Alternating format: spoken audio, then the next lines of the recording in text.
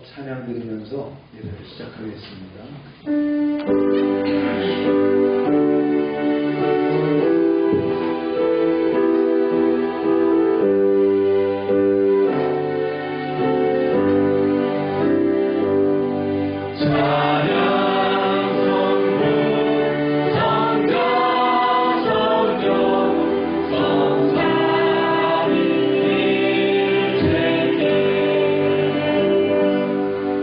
영원으로 가리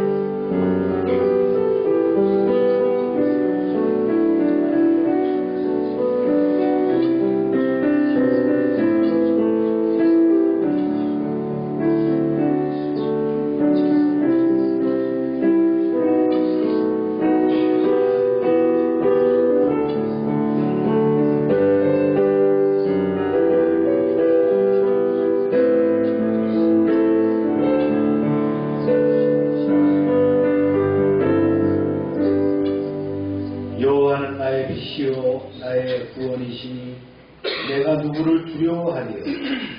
여호와는 내 생명의 능력이시니 내가 누구를 무서워하리요. 아멘. 역사의 주관자 되신 하나님 아버지, 김일현 3월 초하루 나라의 독립을 외치며 거리로 나섰던 믿음의 선열을 기억합니다. 억압과 고난 속에서도 자유를 갈망하게 하시고 마침내 이 땅을 해방케 하신 주님의 섭리와 은혜에 감사를 드립니다. 아멘. 36년의 식민의 아픔을 지나 오늘 세계 가운데 당당히 서게 하신 주님의 손길을 찬양합니다. 아멘. 이 나라가 물질의 번영을 넘어 정의와 공의, 자유민주주의의 가치를 굳건히 지키는 나라가 되게 하옵소서. 아멘.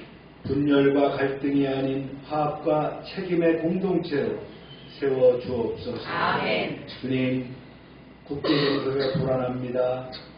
미국과 이스라엘, 이란을 둘러싼 긴장과 전쟁의 소식 속에서 인류의 욕망과 두려움이 충돌하는 시대를 살아갑니다.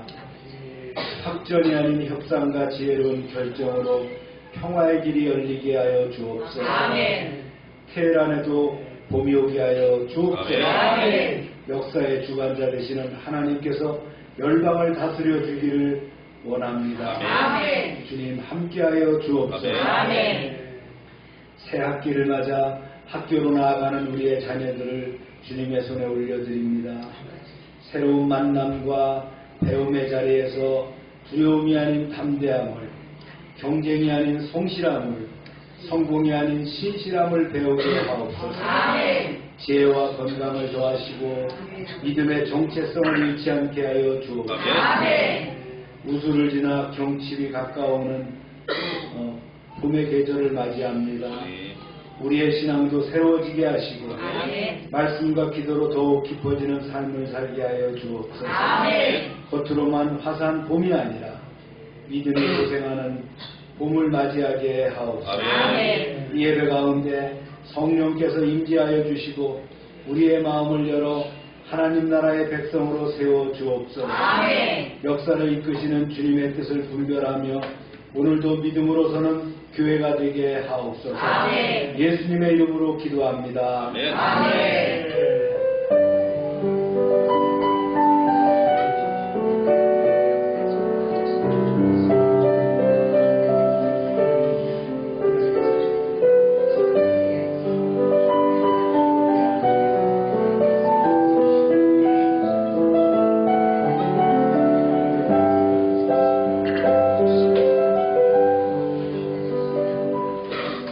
전능하사 전지를 만드신 하나님 아버지를 믿사오며 그 아들 우리 주 예수 그리스도를 믿사오니 이는 성령으로 임재하사 동정녀하게 일어나시고 본디오 빌라도에게 고난을 받으사 십자가에 못 박혀 죽으시고 장사한 지 사흘 만에 죽은 자 가운데서 다시 살아나시며 하늘에 오르사 전능하신 하나님 우편에 앉게 되시다가 저희로서 산자와 죽은 자를 심판하러 오시리라.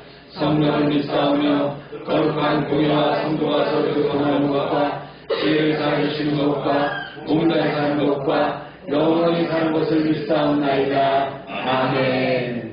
자리에 앉으시기 바랍니다. Oh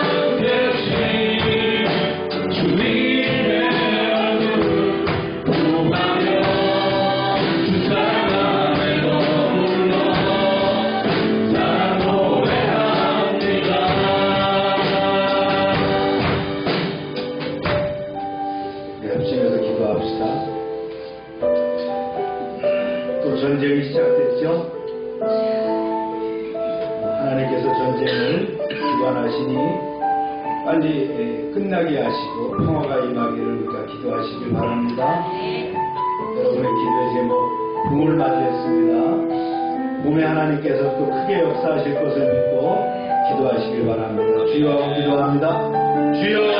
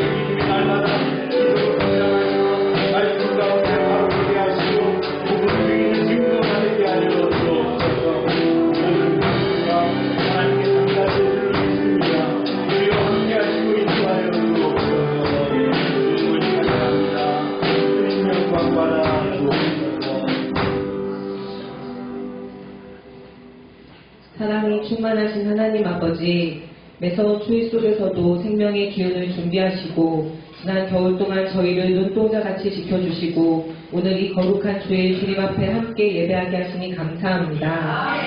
3월의 첫날을 맞아 지나온 시간을 돌아볼 때 오직 주님의 은혜였음을 고백하며 찬양과 경배를 드립니다. 주님, 이 시간 우리의 마음을 겸손히 열어드립니다. 한 주간 세상의 분주함 속에 살며 하나님의 뜻보다 나의 유익을 먼저 구했던 연약함을 고백합니다. 입술의 말과 마음의 생각으로 지은 모든 허물을 십자가 보혈로 깨끗이 씻어 주옵소서. 성령의 새 바람으로 우리 영혼의 묵은 먼지를 털어내시고 다시금 정결한 마음으로 주님 앞에 서게 하옵소서. 하나님, 이제 겨울이 물러가고 새봄의 소식이 들려오는 이 길목에서 우리의 믿음도 새롭게 깨어나기를 원합니다.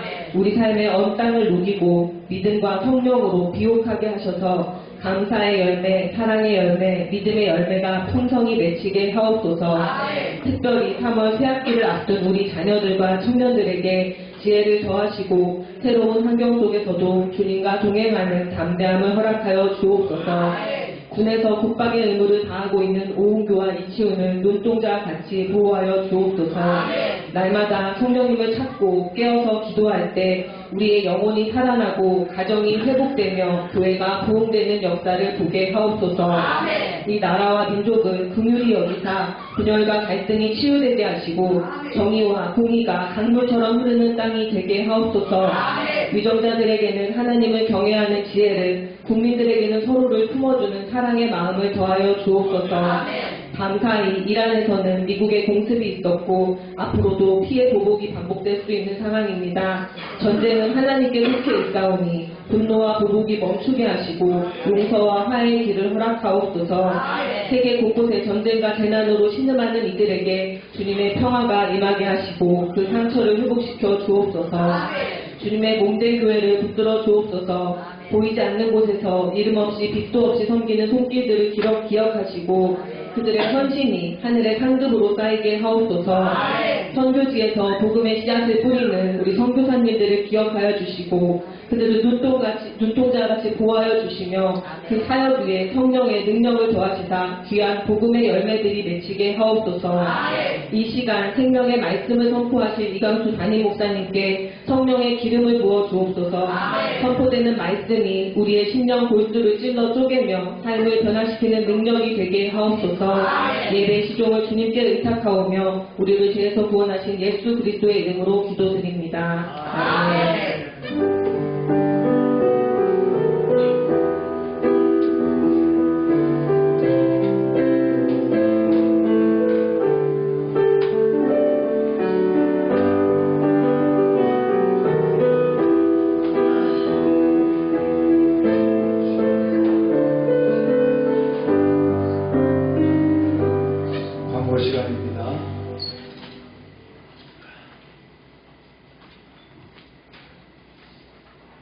오늘 아침에 일어나 보니까 이란의 종교 지도자 하메네이가 죽었다고 방송에 나오더라고요.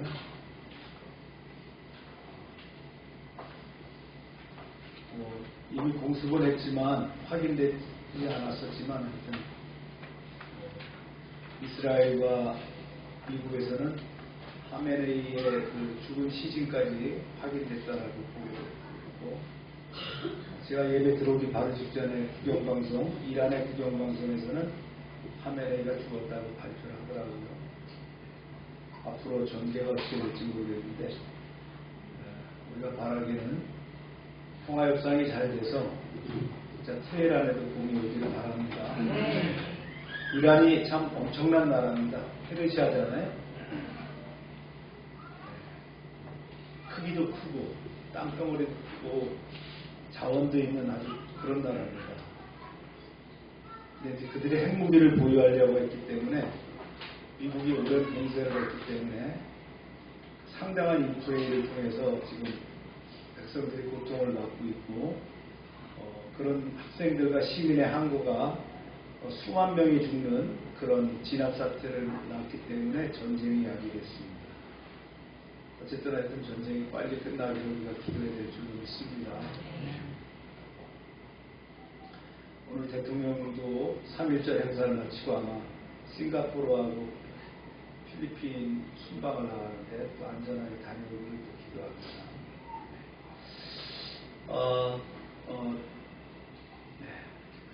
매일 우리가 전도하고 기도하는데 최선을 다해 주시고, 플래차는 떡만두 국가교회입니다. 하루세탁 프로그램을 진행되고요. 최기동 선교사님이 원래 화요일날 나가시려고 했는데 교단하고 일정이 잘 안 맞았어요. 그래서 좀 더 일을 좀 하고 나가셔야 된다고 합니다. 2월 선교비 시국과 격려 메시지 발송하도록 하겠습니다. 안영균 형제가 백령도 군부를 마치고 전역을 했습니다. 안영균이한테 제 군에 갈 때 제가 매일 너를 위해서 기도한다. 제 강대상에 여기 안영균 이름이 있어요. 그래서 매일 기도를 했는데 그 자리 잘 제대로해서 감사하고요. 홍교가 지금 휴가 나와서 지금 아마 나오고 있을 겁니다. 이제는 오늘 휴가를 잘 주는지 한 달에 한 번씩 보게 해서 너무 감사하죠. 치훈이가 지금 휴가 나와서 또 서울에 지금 아마 예배 드리러 갔을 거예요. 건강히 아이들이 군생활 잘하니까 감사합니다. 읽겠습니다. 시작. 두려워하지 말라. 내가 너와 함께하리라. 놀라지 말라. 나는 내 하나님이 되리라. 내가 너를 굳세게 하리라. 참으로 너를 도와주리라. 참으로 나의 의로운 오른손으로 너를 붙들리라. 아멘. 잠시 기도할까요? 하나님, 오늘도 말씀을 주셨는데 출애굽기 29장 이 말씀을 통해서 저희가 은혜를 받게 하고 또 하나님의 뜻이 무엇인지를 분별하게 하시고 이 말씀이 우리의 힘과 능력이 되게 하여 주옵소서. 아멘. 예수님의 이름으로 기도합니다. 아멘. 출애굽기 29장은 그 제사장을 이제 위임하는, 제사장을 임명하는 그런 행사를 제사로 또 이렇게 나타내는 성경입니다. 좀 여러분들이 읽어서는 이렇게 쉽게 이해가 안 가는 부분들이 있을 수 있어요. 제가 설교를 통해서 간략하게 짚어드릴 수 있도록 하겠습니다. 여러분은 설교 가운데 말씀을 읽도록 되어 있는 부분은 합심해서 정확하게 이렇게 읽어주시면 여러분들이 말씀을 이해하는 데 더 유익할 거라고 믿습니다. 하나님께서는 시내산에서 강림하셨어요. 강림이라면 내려오셨다는 거죠. 그리고 여기서 십계명과 율법을 주셨습니다. 이어서 자신이 거하실 성막을 이렇게 절하고 식양을 자세히 계시하셨고요. 그 다음에 성막에서 하나님과 백성 사이의 중보자로 섬길 제사장의 예복은 어떻다라는 걸 우리가 지난 시간에 배웠습니다. 이번 시간에는 뭐라고요? 그 사람을 위임하는 거예요. 임명식을 하는 내용이 오늘 말씀입니다. 모세에게 말씀하시죠. 모세야, 아론과 그 제사장들을 아론과 그 아들들을 제사장으로 성별해서 세워라 그러시면서 이제 진행하게 됩니다. 자, 말씀을 우리가 읽었으니까 넘어갑니다. 네. 위임에 필요한 제물들에 대해서 말씀합니다. 시작. 내가 그들에게 나를 섬길 제사장 직분을 위임하여 그들을 거룩하게 할 일은 이러하니 곧 어린 수소와 나와 흠없는 수양 둘을 택하고. 네. 제사장을 위임할 때 필요한 제물은 수송아지 한 마리, 그 다음에 순양 2마리입니다. 그리고 또 뭐가 있냐면 화목제물로서 또 필요한 고운 밀가루라든가 두릅 넣지 않은 빵, 과자 이런 소제물이 포함되는 거예요. 그러면서 이제 계속 말씀하시는 거예요. 네, 읽습니다. 시작. 무교병과 힐 섞인 무교과자와 기름 바른 무교전병을 모두 고운 밀가루로 만들고 그것들을 한 광주리에 담고 그것을 광주리에 담은 채 송아지와 두 양과 함께 가져오라. 이때 빵과 과자에는 뭘 넣지 않아야 되겠죠? 누룩을 넣지 않는 거예요. 네. 누룩은 죄와 부패를 상징하기 때문에 누룩을 넣지 않은 빵과 과자를 드렸다는 거예요. 그러면서 위임식을 치를 제사장들을 정결하게 시킵니다. 네. 먼저 깨끗해야 되겠죠. 자, 보세요. 시작. 너는 아론과 그의 아들들을 회막문으로 데려다가 물로 씻기고 의복을 가져다가 아론에게 속옷과 에봇 받친 겉옷과 에봇을 입히고 흠패를 달고 에봇에 정교하게 짠 띠를 띠게 하고 그의 머리에 관을 씌우고 그 위에 거룩한 패를 더하고. 네. 이걸 누가 주관합니까? 이 임식은 모세가 주관하는 거예요. 지도자인 모세가. 그래서 이 임식을 치를 아론과 그 아들들을 물로 정결하게 씻깁니다. 그리고는 제사장이 예복을 입혔어요. 맨 처음 제사장이 누굽니까? 아론이죠. 그 다음에 아들들 넷, 그래서 5명을 씻겼다는 거예요. 여기서 이제 우리가 지난주 배웠어요. 대제사장은 몇 가지라고 했죠? 옷이? 옷과 관이 7가지. 그 다음에 일반 제사장들은 3가지입니다. 그리고 이제 관유를 붓게 됩니다.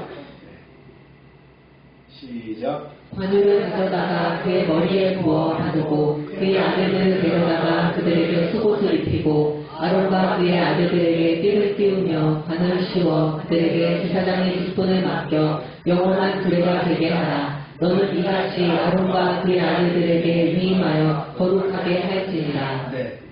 예복을 입히고 관유로 기름 부으고, 관유라고 하는 기름입니다. 올리브유죠. 기름을 부어서 성별하게 했다는 거예요. 그리고 그렇게 함으로 제사장과 이제 대제사장과 제사장을 세우게 되는 거예요. 이건 이게 끝이 아니고요. 이제 그 대제사장의 옷과 기름 부음을 받은 이들이 어떻게 합니까? 제사를 지내도록 했다는 거예요. 보세요. 이게 이제 조금 복잡한데 이 제사의 그 순서가 있어요. 또 종류가 있어요. 5대 제사예요. 한번 읽어볼까요? 시작. 속죄제, 화목제, 소제, 속건제. 네.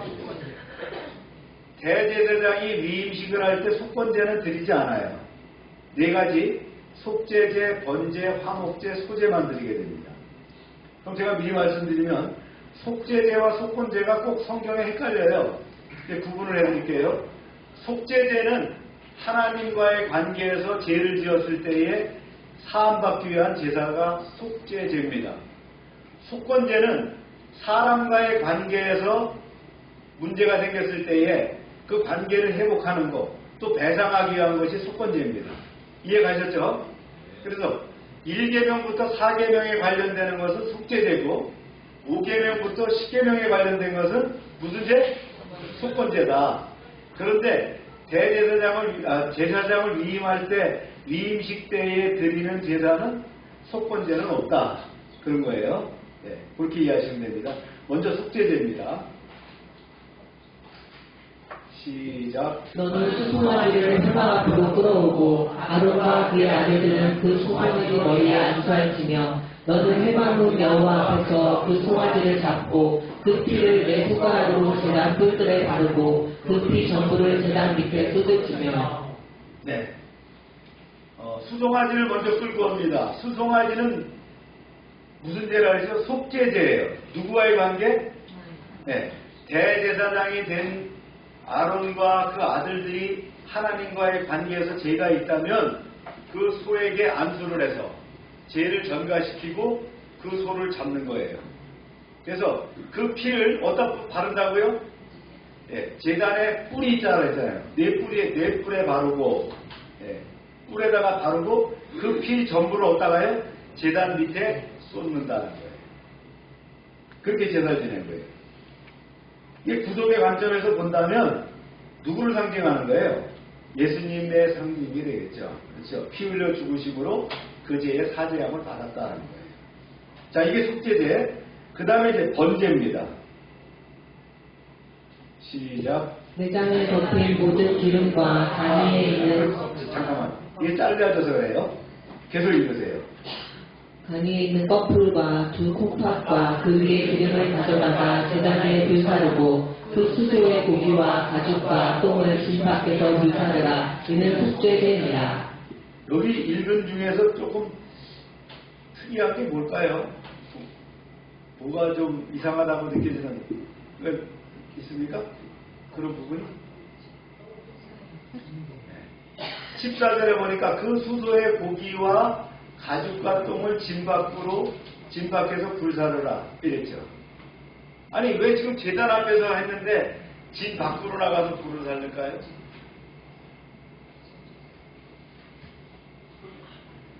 이제 이게 성경에 안 나오는 얘기예요. 그러니까 지금 제가 풀어드립니다. 수소의 고기와 가죽과 똥은 진 밖으로 가라는 건 뭐냐면 예수님이 십자가에 어디 달리셨어요? 골고다. 그렇죠? 영문 밖이라 그랬죠. 네. 예수님이 어디 가서 죽였어요?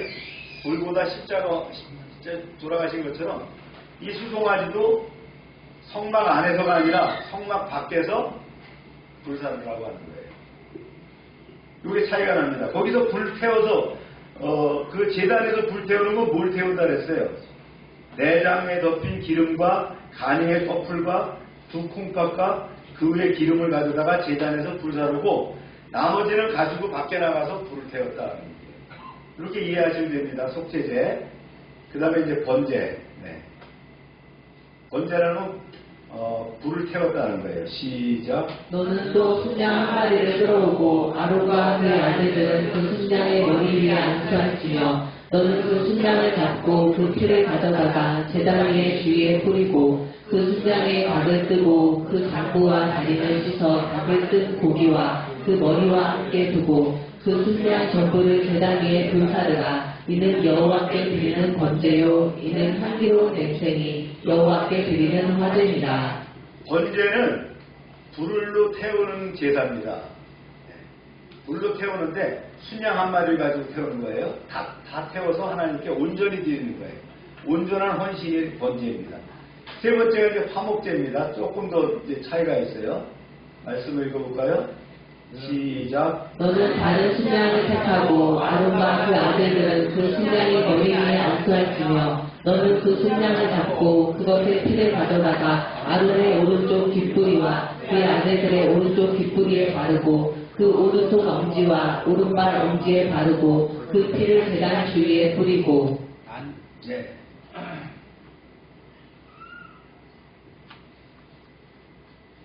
자, 이거는 화목제는 하나님과의 관계를 어떻게 하는 거예요?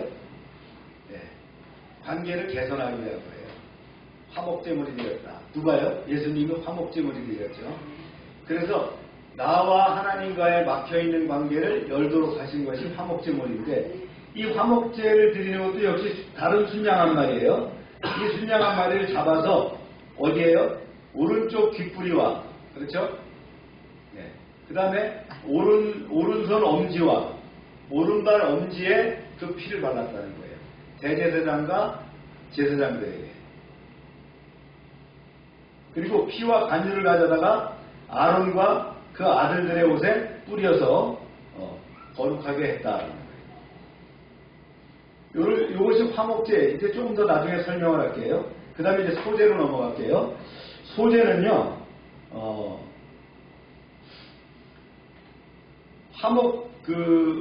소제는 한마디로 뭐냐면 과일이나 빵, 그 다음에 밀가루, 이런 가루 같은 걸 가지고 드리는 제사예요. 뭐가 없어요, 여기는요? 피가 없죠. 근데 피가 없는 제사를 받으시나요? 안 받으시나요? 안 받으셔요. 피가 있어야 돼요. 그래서 이 소제는 항상 어떻게 하느냐? 피가 있는 제사와 함께 드리는 것이다. 이렇게 이해하시면 됩니다. 소제는 짐승이 아니라 곡식을 제물로 삼아 드리는 건데 따라서 피가 없기 때문에 단독으로 드릴 수 없다. 이렇게 이해하시면 돼요.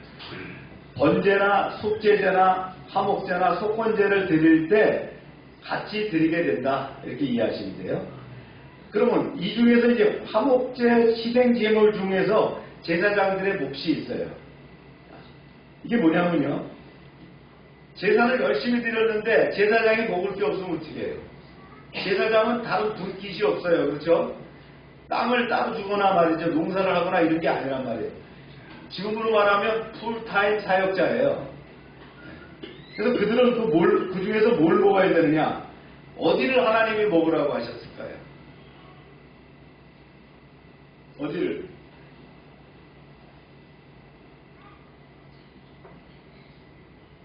하나님 맛있는 부분을 먹으라고 하셨어요. 갈비살. 이 갈비를 먹으라고 했어요. 그 화목 제물로 드리는 갈비를 먹고, 그 다음에 또 한 군데 있어요. 어디요? 오른쪽 넓적다리살. 네. 오른쪽 뒷다리 넓적다리. 그 후지 중에서 넓적다리살입니다. 네, 두 가지예요. 제사장이 먹는 게 어디라고요? 네, 가슴살하고 그 다음에 오른쪽 허벅다리살을 먹으라 했어요. 근데 요거는 조금 제사 방법에 대해서 좀 설명하면서 알려드릴게요. 근데 제사를 드리는 방법은 4가지가 있어요. 종류는 5가지가 있다 그랬죠? 이 중에 제사장들은 4가지인데 드리는 방법은 4가지가 있다 그랬어요. 보세요. 첫째, 구약의 제사가 5대 제사가 있어요. 이걸 드리는 방법은 4가지예요. 화제, 요제, 거제, 전제가 있다. 이거 이제 쉽게 이해하시면 돼요. 22절 말씀 화제부터 드릴까요? 시작. 또 너는 그 순양의 기름과 기름진 꼬리와 그것을 내장에 덮인 기름과 다니엘 껍질과 두 콩팥과 그것들 위에 기름과 오른쪽 넓적다리를 가지라. 이는 위임식의 순양이라. 네. 계속. 너는 그것을 그들의 손에서 가져다가 제단 위에서 번제물을 더하여 불사하라. 이는 여호와 앞에 향기로운 냄새니 곧 여호와께 드리는 화제이라. 네. 화제는 희생제물을 제단 위에다가 불태워 드리는 방법이에요. 이때 연기가 하늘로 올라가면서 골고루 잘 타게 이렇게 뒤적뒤적 해주겠죠. 이게 화제. 네. 번제는 화제입니다. 그렇죠? 이렇게 이해하시면 돼요. 그 다음에 요제가 있어요. 요제.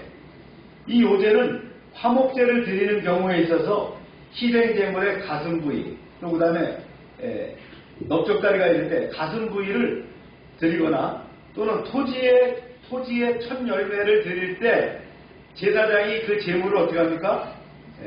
높이 들 후에 앞뒤로 흔들어서 드리는 제사를 요제라고 한다. 이 요자가 흔드는 요자란 말이에요. 그래서 요제는 흔들어서 드린다. 이거는 누가 먹을 수 있다고요? 제사장들이 먹을 수 있다고요. 그 다음에 말씀 계속 볼까요? 네. 시작. 또 여호와 앞에 있는 무교병 방주리에서 떡 1개와 기름 바른 과자 1개와 전병 1개를 가져다가 그 전부를 아론의 손과 그의 아들들의 손에 주고 그것을 흔들어 여호와 앞에 요제를 삼을지며. 네, 계속. 네.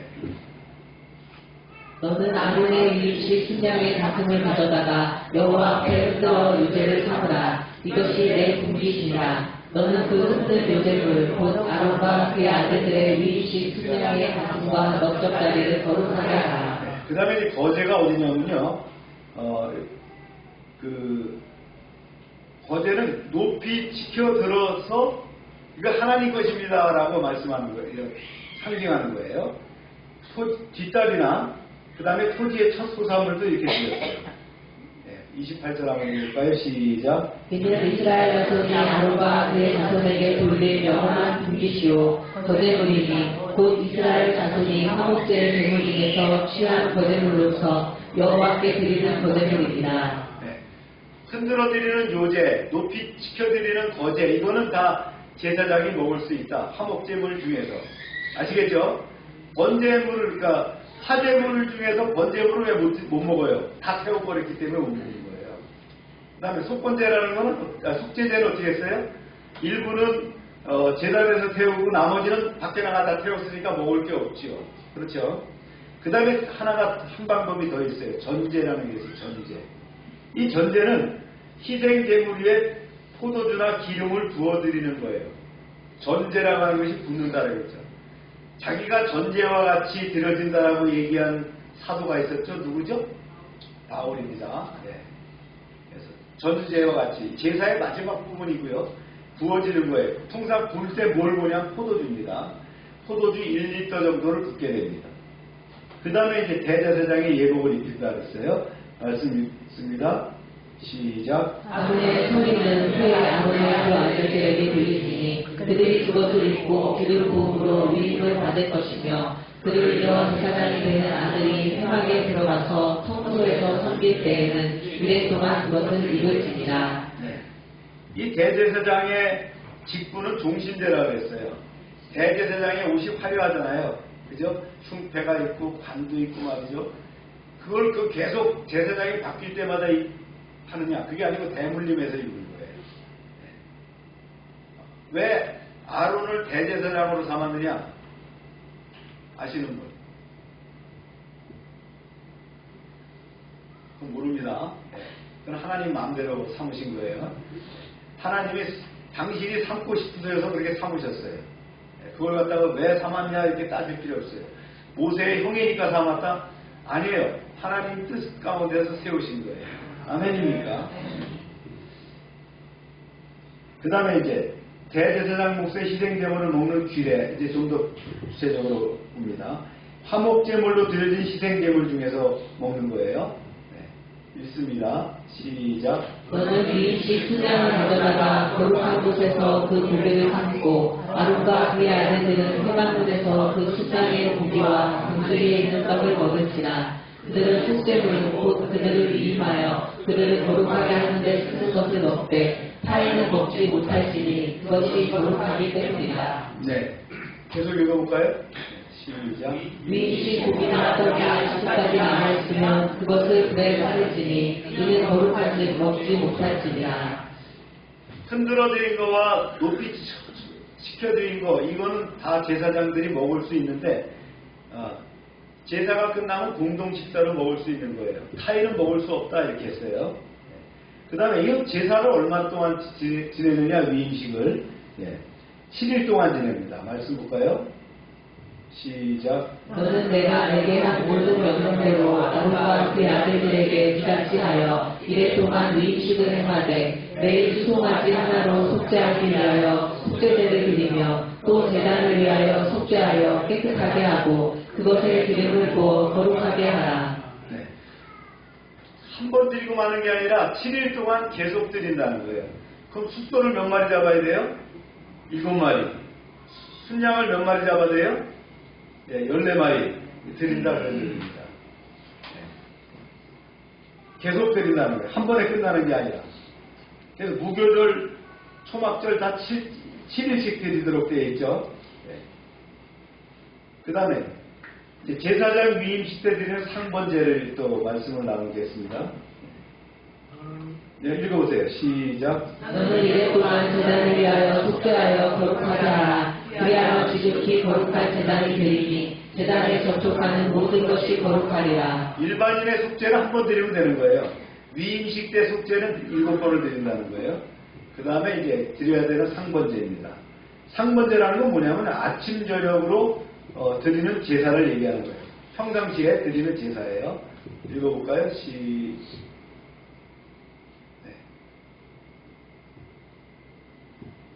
내가 제단에 드릴 것은 이러하니라. 넘어갔네요. 네, 다시 읽어요. 시작. 내가 제단에 드릴 것은 이러하니라. 매일 1년 된 어린 양 2마리니 한 어린 양은 아침에 드리고 한 어린 양은 저녁에 드리시며 한 어린 양의 고운 밀가루 10분의 1 에바와 지은 기름 4분의 1 흰을 더하고 또 전대로 포도주 4분의 1 흰을 더할지며. 여기서 뭐 에바가 나오고 신이 나오고 이러는데 뭐 그게 여러분들이 관념 가질 필요 없어요. 이 에바라고 하는 거는 23리터가 1에바입니다. 그 다음에 신이라고 하는 거는 3.8리터가 신이거든요. 그래서 4분의 1이니까 한 1리터 정도를 전제로 드린다 이렇게 생각하면 돼요. 그래서 이 상번제 제물은 화제와 전제로 하나님께 드리게 되는데 매일 드리는 겁니다. 대제사장과 제사장은 아침 저녁으로 하루에 2번을 매일 드리는 거예요. 위임식 때만 드리는 게 아니고 어떻게 한다고요? 성막이 있고 성전이 있던 시대에 매일 드렸다 그러는 얘기예요. 구약에 보면 이 상번제가 드리지 않는 것이 나오고요. 하나님이 기뻐하시지 않는 그런 모습들이 나옵니다. 상번제를 드리는 이유는 뭐예요? 하나님 이렇게 말씀하셨어요. 한 어린 양은 저녁 때 드리되 아침에 그것처럼 소제와 전제를 그것과 함께 드려 한 끼로 냄새가 되게 하여 여호와께 화제로 삼을지니 이는 너희가 제대로 여호와 회막문에서 늘 드릴 번제라. 내가 거기서 너희와 만나고 내게 말하리라. 하나님이 만나기를 원하신다는 거예요. 그래서 우리의 기도도 늘 드리는 거예요. 말씀 가운데 늘 함께하는 거예요. 이것이 퀴즈의 삶입니다. 그렇죠? 네. 그 다음 계속 시작. 내가 거기서 이스라엘 자손을 만나리니 내 영광으로 말미암아 회막이 거룩하게 될지라. 내가 그 회막과 제단을 거룩하게 하며 아론과 그의 아들들도 거룩하게 하여 내게 제사장 직분을 행하게 하며. 네, 계속. 내가 이스라엘 자손 중에 거하여 그들의 하나님이 되리니 그들은 내가 그들의 하나님 여호와로서 그들 중에 거하려고 그들의 애굽 땅에서 인도하여 낸 줄을 알리라. 나는 그들의 하나님 여호와니라. 네, 아멘. 43절까지 이제 다 우리가 한번 봤습니다. 이걸 정리 한번 해볼까요? 네. 주보에 잘 명시되어 있어요. 여러분. 위임식의 배경과 목적이죠. 네. 이제 십계명을 주시고 율법을 주시고 성막의 기물과 식양을 다 알려주시고 난 다음에 제사장 위임식을 합니다. 그 전에 복장까지도 알려주셨어요. 이게 단순한 임명이 아니라 제사장 직분을 위임하여 그들을 거룩하게 하는 것. 이것이 뭐예요? 하나님께 속한 사람을 성별해야 된다는 의미가 있는 거예요. 그래서 하나님은 사역자를 세우기 전에 어떻게 한다고요? 거룩하게 구별되기를 원하신다. 이 위임식의 가장 특징이고요. 두 번째, 위임식 준비에서 제물과 무교병을 이제 말씀을 하셨어요.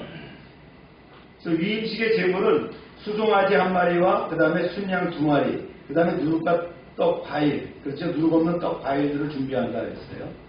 그래서 이 거룩은 뭐냐면요, 더하는 것이 아니라 죄의 누룩을 빼는 것이 거룩이라는 거예요.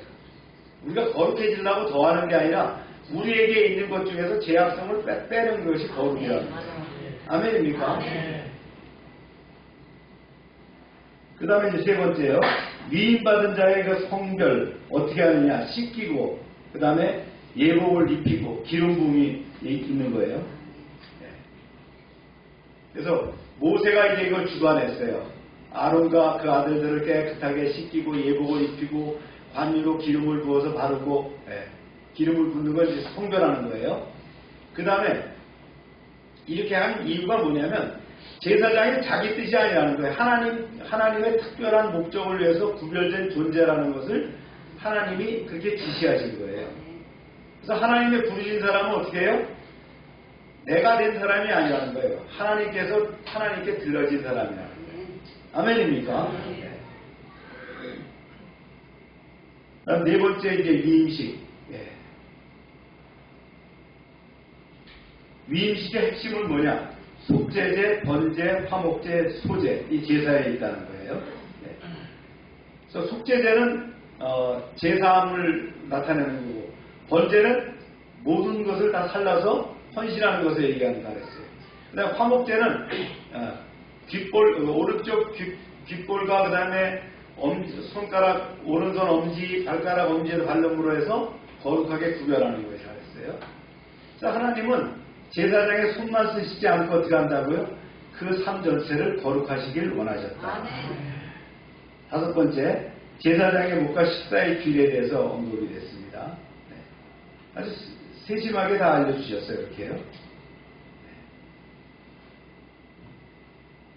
그래서 하나님께 드려진 거룩은 아무렇게나 취급될 수 없는 그런 경외의 영역이다라는 것을 말씀하는 겁니다. 그 다음 며칠간 진행되라 그랬죠? 네, 7일 동안 진행된다. 7일 동안. 그래서 거룩은 한 번 열심이 아니라는 거예요. 네, 꾸준한 그런 순종에서 완성이 된다. 그 다음에 이제 마지막으로 상번제에 대해서 말씀을 하셨습니다. 매일, 그렇죠? 제사의 이 궁극적인 것은 의식이 아니라 뭐예요? 하나님이 우리와 함께 하시기를 원하신다라는 거예요. 여러분들 주보 한번 보실까요? 표를 한번 보시기 바랍니다. 첫 번째 표가 이제 그 위임식 제사의 종류와 현재 예배 적용을 표로 제가 한번 만들어 봤어요.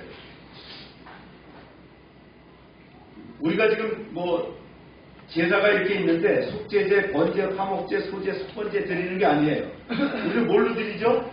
예배로 드린단 말이에요. 이것이 이렇게 변하게 됐다는 거예요. 이런 제물이 현재 적용은 이렇게 변하겠습니다. 속죄제. 예배 시작은 회개와 복음 선포, 대표 기도와 재고백, 그 다음에 십자가 중심의 설교. 이것이 속죄제에 속한다. 그 다음에 번제. 다 태워드린다 그랬어요. 삶 전체를 드리는 헌신. 그 다음에 찬양과 헌신의 결단, 전인적인 예배. 이것이 번제다. 그 다음에 화목제. 성찬, 교제, 화해와 용서, 공동체 중심의 사역이 바로 화목제다. 그러니까 우리 예배에 녹아있는 겁니다. 이렇게. 그 다음에 소제, 헌금, 재능의 봉사, 삶의 열매를 드리는 감사의 예배. 이것이 이렇게 제사가 말이죠. 제사의 종류가 예배에 이렇게 녹아져 있다는 거예요. 그 밑에는요. 위임식 제사의 방법과 현재 예배 비교입니다. 화제, 불로 태워드리는 게 뭐라고요? 전심으로 드리는 찬양과 기도. 하나님 중심의 예배가 바로 화제다. 요제, 흔들어 드린다 했어요. 공동체 앞에서 봉헌, 헌금. 헌금을 드리는 거. 그 다음에 거제, 하나님께 우선순위를 주는 거. 그 다음에 전제, 눈물의 기도, 삶을 쏟는 사역. 이런 것들이 예배로 변화가 됐다. 그래서 예배, 제사의 종류와 제사의 방법이 지금의 예배로 이렇게 변화되고 변천돼서 왔다는 거예요. 아멘입니까? 네, 이 내용은 이제 다음 파트에서 다시 한번 언급을 하겠어요. 그럼 오늘날 교회에서 동물 제사가 아닌 예배로 어떻게 이렇게 정형화되고 정착되었는가 이걸 좀 우리가 나눠보고자 합니다.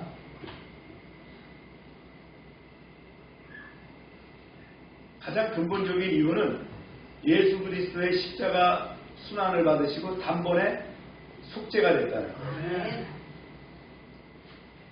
이게 가장 큰 비중입니다. 왜 우리가 그런 재물의 제사를 안 드리느냐? 왜요? 예수님이 대신 죽으셨다는 거예요.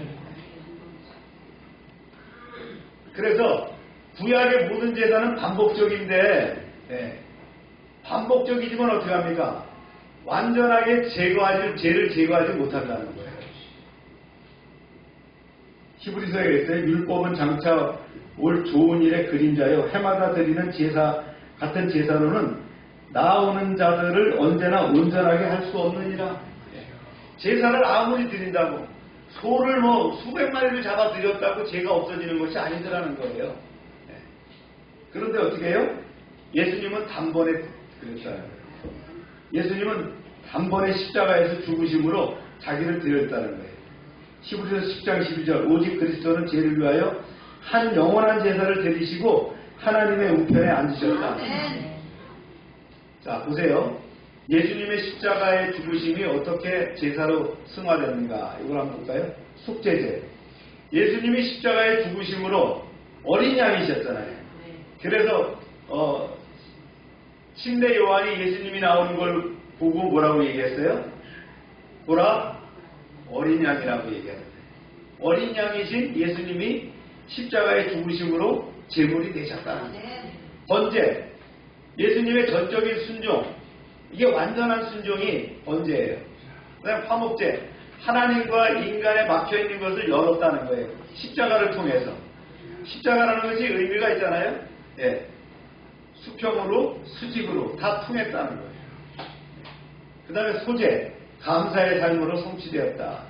이게 이 제사가 예수님이 죽으심으로 제물이 아닌 지금의 예배로 바뀌게 되었다는 거예요. 할렐루야.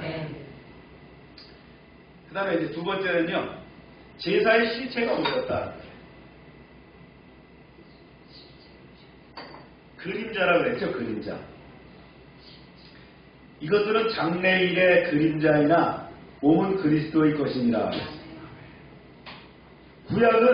구약 제사는 그림자일 뿐이에요. 그런데 예수님이 실제잖아요. 그림자는 해가 뜨면 사라지잖아요. 그리스도가 오셨기 때문에 더 이상 제도적인 형태로 유지되는 것이 아니라는 거예요. 예수님이 오셨잖아요. 주님이 말씀하셨죠. 신랑이 왔는데 왜 슬퍼하느냐? 신랑이 왔는데 왜 금식하느냐? 예수님이 오셨단 말이에요. 그분이 하나님이신데 그분이 이 땅에 오셨다는 거예요. 실제가 오셨는데 또 무슨 제사를 지낼 필요가 있느냐는 거예요. 세 번째는요, 이제는 성전이 아닌 그리스도와 성령이 중심이 됐다. 말씀 한번 볼까요? 네. 한번 읽어볼까요? 시작. 아버지께 참되게 예배하는 자들은 영과 진리로 예배할 때가 오나니. 네. 예배는 장소가 아니라 예루살렘 성전에서 영과 진리로 옮겨졌다는 거예요. 주님 말씀하셨죠? 이 성전을 홀라. 그렇죠? 내가 사흘 만에 일으키리라. 예수님이 자신이 참 성전이 되었다는 거예요. 그리고 오순절 다락방 사건 이후에 어떻게 됩니까? 너희가 하나님의 성전인 것과 이렇게 성전인 것을 너희가 알지 못하느냐는 거예요. 예수 믿는 우리가 성전이 됐는데 왜 알지 못하느냐. 그렇죠? 자, 보세요. 종로에 가면 미국 대사관이 있습니다. 옛날에 미국 가려고 그러면 꼭 거기 가갖고 도장을 찍어 갖고 와야 돼요. 그래 비자를 거기서 받아 갖고 와야 돼요. 옛날에 미국 가기가 얼마나 힘든지 어떤 책을 보니까 미국 3회 다녀왔음. 왜 이런 것도 있더라고요. 프로필에다가. 그만큼 어려웠어요. 제가 처음 미국 갈 때도 보니까 비자를 받기 위해서 가서 인터뷰를 하고 뭐 있는데 요즘은 이제 인터넷으로 다 하고 있지 않습니까? 자, 미국 대사관이 있는 그 자리는 그 미국 대사관은 한국이에요, 미국이에요? 네, 미국입니다. 그렇죠? 대사관이 있는 곳이 미국입니다. 하나님의 성령이 어떻게 했어요? 우리 안에 오셨어요. 그러면 나는 어디에요? 내 몸이 바로 성전이 되는 거예요. 그 무당은 누구를 섬기고 살아요? 귀신을 섬기고 사는 거예요. 그래 귀신의 집이 되는 거예요. 우리는 누굴 모시고 살아요? 하나님의 성령을 모시고 사는 거예요.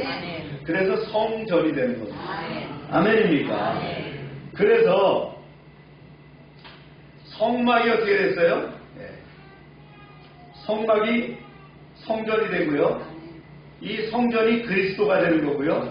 그리스도가 성령 안에 교회가 됐다는 거예요. 우리가 바로 교회잖아요. 아멘입니까? 내 안에 성령이 계시기 때문에 이 비밀을 우리가 아셔야 되는 거예요. 그래서 예배는 더 이상 제단 중심이 아니라 뭔 중심이에요? 하나님의 임재 중심이 되었다. 성령이 중심이 되었다. 할렐루야. 이 말씀입니다. 성막이 성전이 되고 성전이 그리스도가 되고 그 다음에 그리스도가 성령 안에 교회가 되었다. 예배는 더 이상 제단이 아니라 뭐가 됐다고요? 임재 중심이 되었다. 아멘입니까? 그래서 제사장이 이제 대물림을 했는데 우리가 대물림을 받았어요. 아론의 제사장 계보에서 대물림을 받았다는 거예요. 제사장이 이제 모든 성도로 확대되었다. 할렐루야. 베드로전서 2장 9절 너희는 왕 같은 제사장들이요. 옆 사람이 제사장인 것을 믿으십니까? 내 남편이 제사장인 것을 믿으십니까?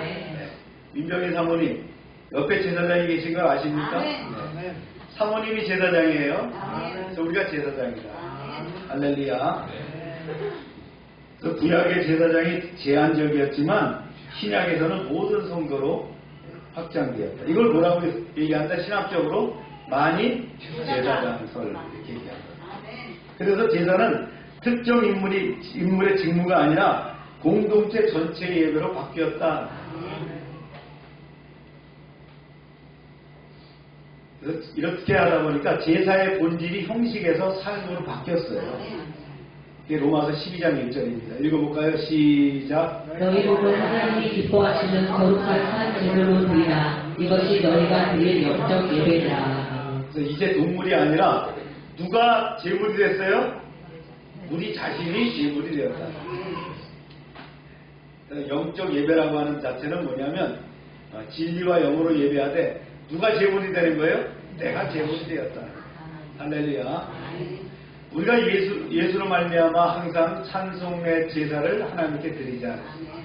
찬송이 제사요, 감사가 제사요, 선행이 제사가 되었다. 제사의 형식은 사라졌지만 제사의 정신을 어떻게 한다고요? 예배와 삶 속에서 승화되었다. 이해가십니까?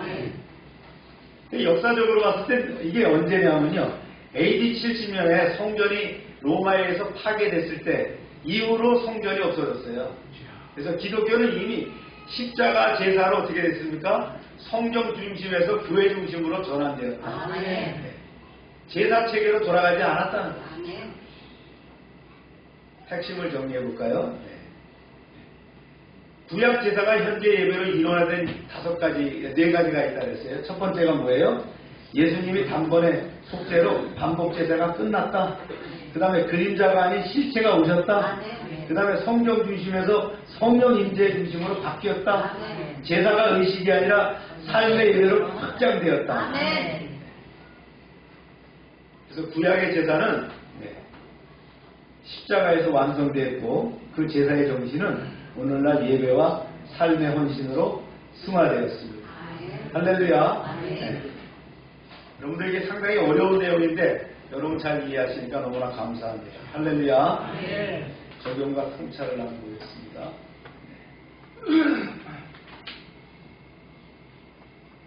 하나님은 왜 과정을 강조하셨나 하는 거예요. 오늘 말씀은요, 임명식이 아니라요, 하나님은 아론을 당신의 형이에 세우신 것이 아니라 모세의 형이기 때문에 세우신 것이 아니라는 거예요. 철저한 절차와 제사와 반복을 통해서 세우시는 거예요. 말씀해 보니까 이렇게 되어 있죠. 시작. 너는 내가 내게 한 모든 명령대로 이래 동안이 지금 행하되. 하나님의 말씀을 보니까 어떻게 됐습니까? 성막도, 성전 기물도, 제사장의 복장도, 위임식도 다 누가 주관하셨어요? 네, 인위적으로 한 것이 아니라.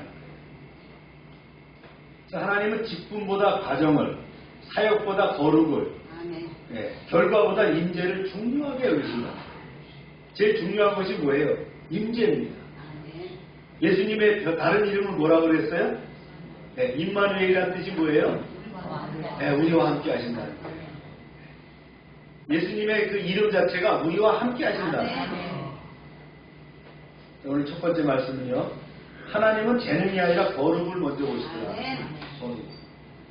아론은 이미 모세의 형이고 지도자 가문이에요. 근데 백성들 앞에 서는 사람이었어요. 그러나 하나님은 먼저 그를 씻기기를 원하셨다. 그래서 아론과 그의 아들들을 물로 씻겼다. 능력보다 정결이 먼저라는 거예요. 직분보다 속죄가 먼저라는 거예요. 그래서 우리가 이 고위직 공무원이 되기 위해서는 뭘 거쳐요? 청문회를 거치잖아요. 거기서 검증을 하는 겁니다. 이 사람이 과연 진짜 깨끗한 사람인가? 근데 이제 안 깨끗해도 뭐 그냥 도장 찍고 넘어가더라고요. 이런 과정이 필요하다는 거예요. 우리는 종종 교회 안에서 보면 말이죠, 막 능력과 카리스마를 행하는 걸 봅니다. 그래서 옛날에 부흥회 하면 막 부흥사들이 와갖고 막 불러 하고 말이죠, 뭔가 막 식바람 소리를 내면서 그랬는데 그게 중요한 게 아니에요. 그런 씻김을 받았는가 하는 거예요. 우리가 하나님의 사람이 되는 것은 하나님 앞에서 씻김을 받았는가 하는 거예요. 깨끗하게 씻겨졌느냐는 거예요. 제사함의 은총을 받았느냐는 거예요. 근데 의인은 없나니 하나도 없다 그랬어요. 세상에 의인은 없어요. 우리가 아무리 목욕탕에 가서 3박 4일을 씻어도 깨끗해지는 게 아니에요. 예수님의 십자가 보혈로, 그죠?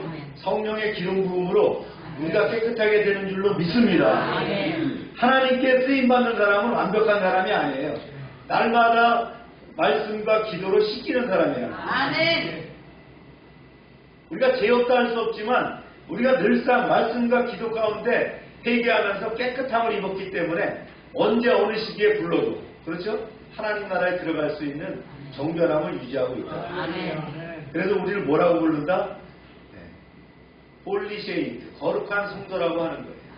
할렐루야. 두 번째, 하나님의 부분 헌신을 받지 않으신다. 하나님은 부분 헌신이 아니라 번제는 뭐예요? 다 태워드리는 거예요. 그래서 그 순양을 말이죠, 전부를 제자리에 불살라라. 하나님은 아론에게 말씀합니다. 조금만 태우지 말고 전부를 드려라. 오늘 우리는 이렇게 말할 수 있어요. 주일은 드리되 평일은 내 것이고, 헌금은 드리되 시간은 내 것이고, 사역은 하되 마음은 남겨둔시나. 그러나 번제는 말합니다. 하나님 어떻게 하라세요? 전부를 다 드리라. 헌신은 감동의 순간이 아니라는 거예요. 자신을 태우는 그 결단에 있다. 할렐루야. 근데 세 번째는요. 하나님은 한 번의 열심이 아니라 지속적인 것을 원하시더라. 위임식이 그래서 7일이나 걸렸어요. 상번제가 한 번뿐이 아니라 계속된다는 거예요. 성경에 나오죠? 매일 아침에 저녁 때 계속된다는 거예요. 하나님은 열정적인 하루보다 평범하지만 반복되는 순종을 더 기뻐하신다. 교회 사역도 마찬가지예요. 부흥의 한 번이 아니라 매일의 기도, 매일의 말씀, 매일의 예배가 교회를 세우게 하다. 그래서 신앙은 불꽃놀이가 아니라 뭐예요? 등불, 꺼지지 않는 등불이에요. 그런 여러분이 되시길 축복합니다. 그래서 마지막에 이제 이 임시 끝에 한 말씀 하신 게 뭐냐면, 모든 절차가 끝날 때 하나님은 이렇게 선언하셨어요. 내가 이스라엘 자손 중에 거하며 그들의 하나님이 되리. 하나님이 우리를 세우신 이유는 뭐예요? 나의 하나님이 되기 위함.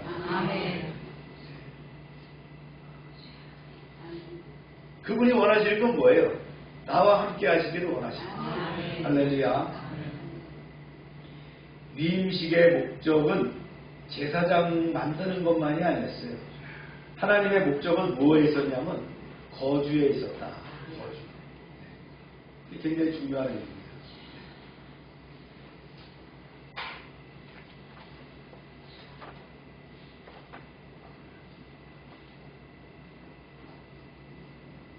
그래서 출애굽의 목적이 뭐냐면 홍해의 기적을 보려고 출애굽을 하신 것이 아니에요. 출애굽의 이유는 뭐냐면 광야에서 동행하시기 위해서였어요. 하나님의 능력 있는 제사장을 세우기 위해서 이스라엘을 구원한 것이 아니에요. 자기 백성과 함께 하시기 위함이에요. 결론적으로 이제 우리를 세우시는 이유가 뭐냐 이렇게 나옵니다. 출애굽기 29장 우리에게 묻죠. 나는 직분을 원하는가 아니면 하나님을 원하는가?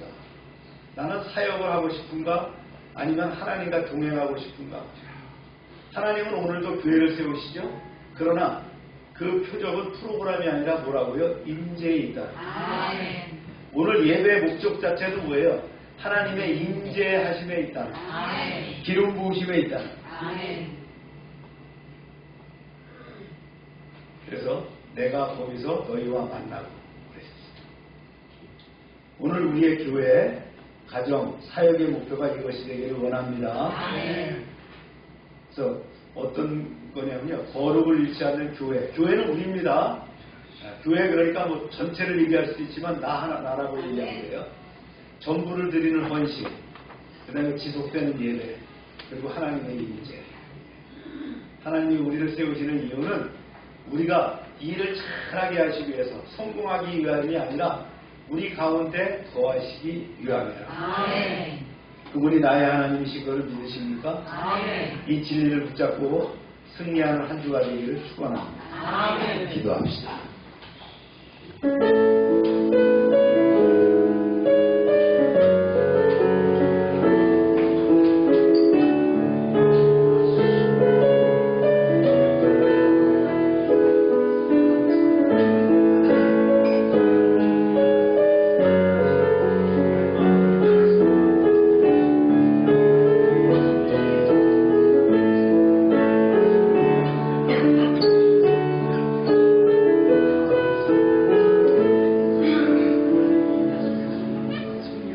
거룩하신 하나님 아버지, 출애굽기 29장을 통해서 제사장을 세우시는 주님의 질서와 사랑을 배우게 하심을 감사합니다. 주님, 먼저 우리를 씻겨주옵소서. 겉모양의 열심이 아니라 속사람의 회개로 하나님 앞에 서게 하옵소서. 이는 속죄이라 하신 말씀처럼 우리의 시작이 늘 속죄의 은혜 위에 서게 하옵소서. 또한 우리를 번제로 드리게 하옵소서. 부분이 아니라 전부를 드리게 하시고 남겨둔 영역을 내려놓는 믿음을 주옵소서. 그 순양 전부를 불사로 하신 말씀을 순종하게 하옵소서. 우리의 귀와 손과 발에 주님의 거룩을 새겨 주옵소서. 듣는 것과 행하는 것과 가는 길이 주님께 속하게 하시고 일상에서 송별된 삶을 살게 하옵소서. 내일 아침과 저녁 상번제의 예배를 회복하게 하옵소서. 내가 거기서 너희와 만나고 하신 말씀 또 약속을 붙들고 작은 순종을 끊임없이 드리는 저희가 되게 하옵소서. 마지막으로 주님, 우리 가운데 거하여 주시기를 원합니다. 내가 이스라엘 자손 중에 거하여 하신 말씀처럼 우리 가정과 교회와 사역의 중심에 주님의 임재가 머물게 하옵소서. 예수님의 이름으로 기도합니다. 네, 다 같이 일어나셔서 270장 3번 드리고 기도를 마칩니다.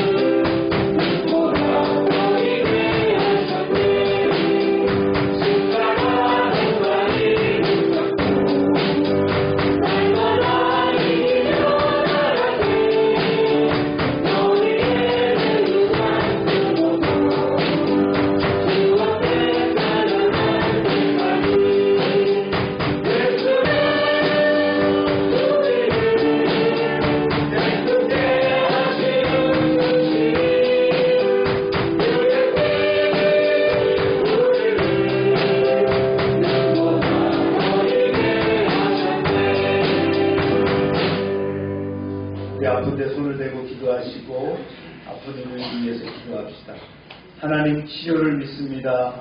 주님이 함께 하실 때에 세상의 어떤 질병도 고칠 수 없는 것이 아니라 주님께서는 암이나 어떠한 질병이든지 감기와 똑같은 줄로 믿습니다. 이 시간 역사하셔서 우리를 치료하시고 회복시켜 주옵소서. 예수 이름으로 명령한다.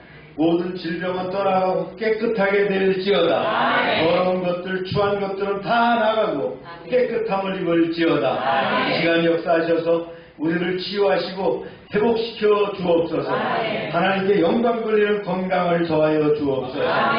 날마다 넘치게 하시는 구원의 은총에 감사드리며 저희들에게 주신 것을 구별하여 하나님께 드립니다. 약속의 말씀대로 드릴 때에 30배, 60배, 100배로 차고 넘치게 채워 주옵소서.